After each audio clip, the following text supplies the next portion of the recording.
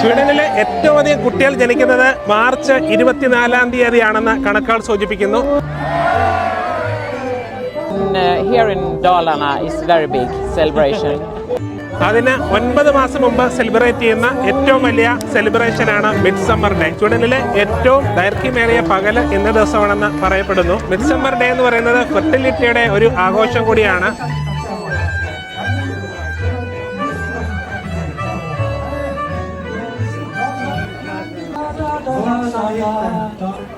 പ്രകൃതിയുടെ താളവുമായി ഇണങ്ങി ജീവിക്കുന്ന ജനതയാണ് സ്വീഡിഷുകാർ.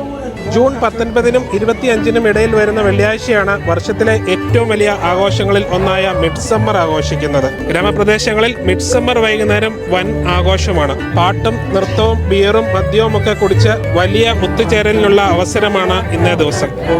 ഒരു തുറന്ന സ്ഥലത്ത് വലിയ മേപ്പോളിന്റെ ചുറ്റും കൂടി നിന്ന് ഗ്രാമങ്ങളിലും പട്ടണങ്ങളിലും കുട്ടികളും മുതിർന്നവരും പരമ്പരാഗത നൃത്തം ചവിട്ടുന്നത് ഈ ആഘോഷത്തിന്റെ പ്രത്യേകതയാണ്. സ്ത്രീകളും പെൺകുട്ടികളും തലയിൽ പൂക്കൾ ചൂടി പരമ്പരാഗത വസ്ത്രങ്ങൾ ധരിച്ച് ആഘോഷത്തിൽ പങ്കുചേരുന്നു. പെൺകുട്ടികൾ 7 തരം വ്യത്യസ്ത പൂക്കൾ ശേഖരിച്ച് ഇന്നേ ദിവസം തലയിണക്കിടയിൽ വെച്ച് ഉറങ്ങിയാൽ സ്വപ്നത്തിലുള്ള ആളെ വരനായി ലഭിക്കും എന്നത് ഈ ദിവസത്തിലെ പ്രധാന ഐതിഹ്യമാണ്.